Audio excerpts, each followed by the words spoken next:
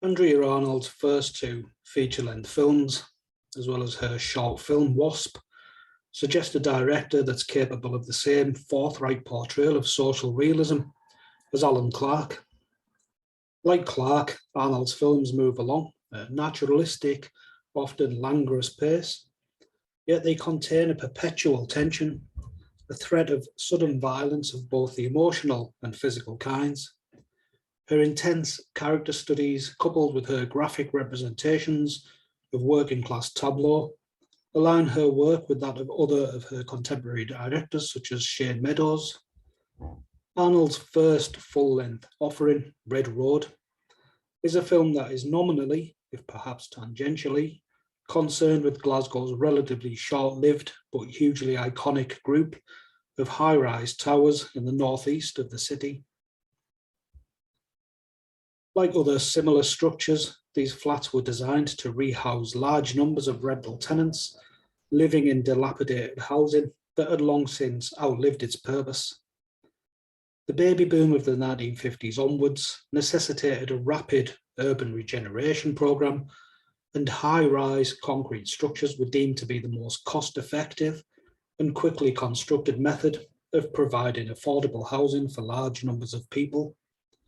However, these building conditions ultimately led to the structural problems that befell many such buildings.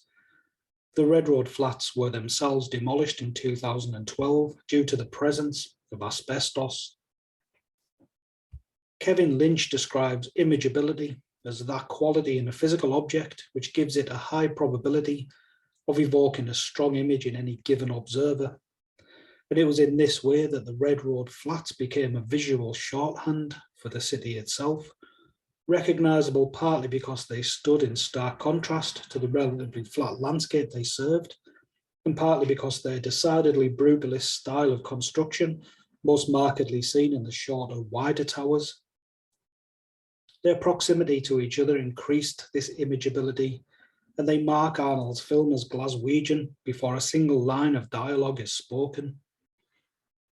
The film follows the life of Jackie, a CCTV operator who's lost her husband and daughter to an accident. A driver under the influence of drink and drugs crashed into a bus stop where they were waiting.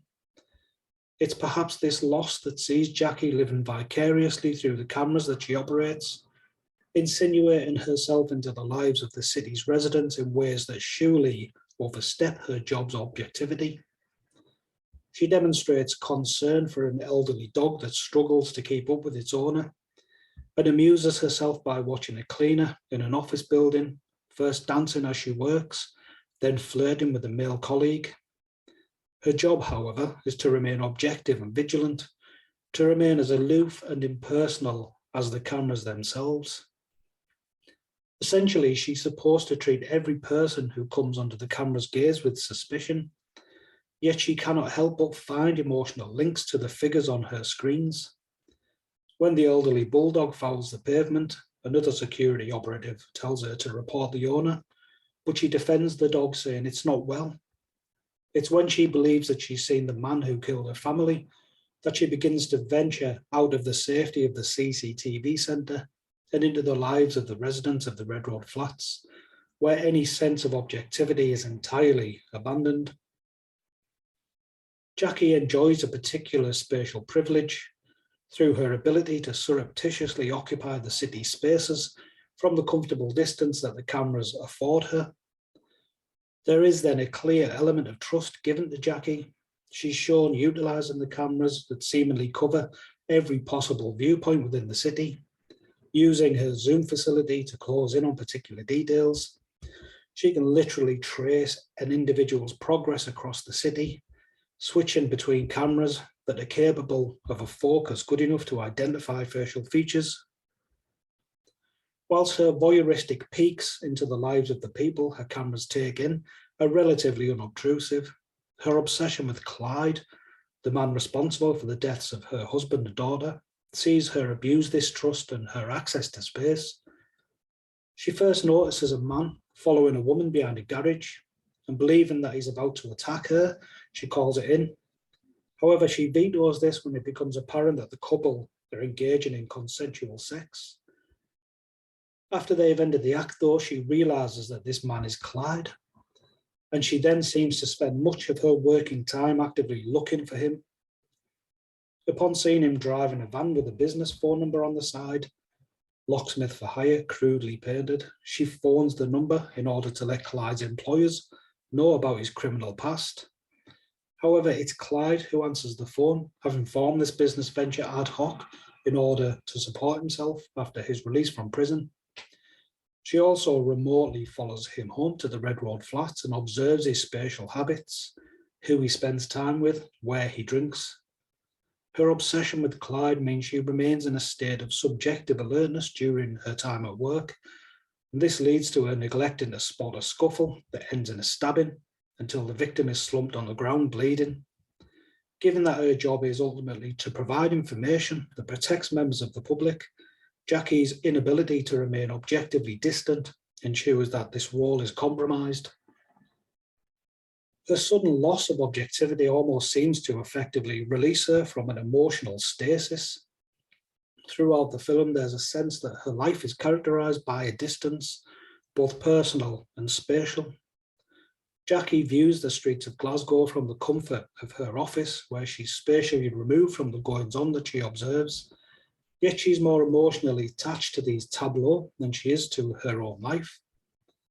She meets up with a fellow security operative, a dog handler, on what seems like a regular basis, and they drive to the countryside where they have sex. Jackie does so with her face pressed against the side window of her lover's van, staring impassively through yet another screen. After driving her home, Jackie's lover says, "See you in 2 weeks then," to which she flatly replies, "Yep." It's almost as though this will just be another work shift, given she seems detached and uninterested during the sexual act. When she returns from work, she switches on her TV and again sits gazing at another screen.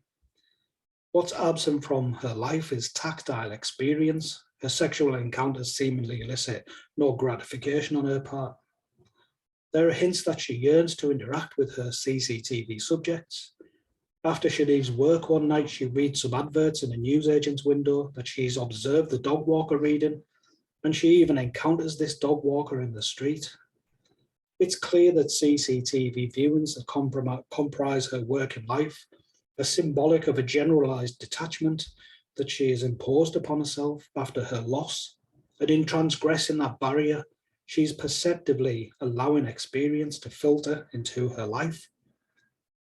However, crossing this barrier leads her to physically stalking Clyde. She finally ventures to the flats and begins to follow him, ensuring that their paths eventually cross. Once Jackie begins to speak to the residents of the flats, the details that are so absent from the CCTV images become apparent, and the characters that she observes from afar become living and talking actors, capable of genuine interactions. In one remarkable scene, Jackie visits Clyde's flat, pretending that she's an acquaintance, and meets a young couple who she's observed spending time with Clyde through the filter of her observation station. Jackie remarks to Steve, Clyde's male friend, "That's some view you've got." Steve invites her to take a look out of the window, which he opens wide. The view, whilst dominated by the other towers that simply reiterate the building's status back upon itself, is actually breathtaking. Whilst Jackie is privy to the same elevated view via her cameras, this experience is visceral as the wind rushes up towards her. She not only sees the view in an unadulterated form, but she also feels it. Indeed, her forays into the lives of Clyde and his friends allow her to exist on the other side of the camera, while simultaneously stripping away any sense of spatial privilege that she has. Experiencing the city from within rather than from her usual distance is antithetic to the sterile experience of viewing images by a surreptitious camera position. While she enters the flats and the lives of the people living there with the intention of seeking revenge, she finds herself reanimated and able to move forward from the tragedy that's held her life in stasis. Arnold's film is stark and gut-wrenching, but resplendent in its unpretentious beauty. Whilst I've briefly spoken about some of the areas of spatial interest contained within the film, I've avoided discussion of an element of the narrative that has critically divided many viewers. It would be outside of the remit of this piece, being centered on spatial readings, to offer a critique of the morality of that conceit. Rather, I would urge people to watch this remarkable film and to exercise their own judgment. Personally, though, I hope Arnold has many more social realist films to offer at some point.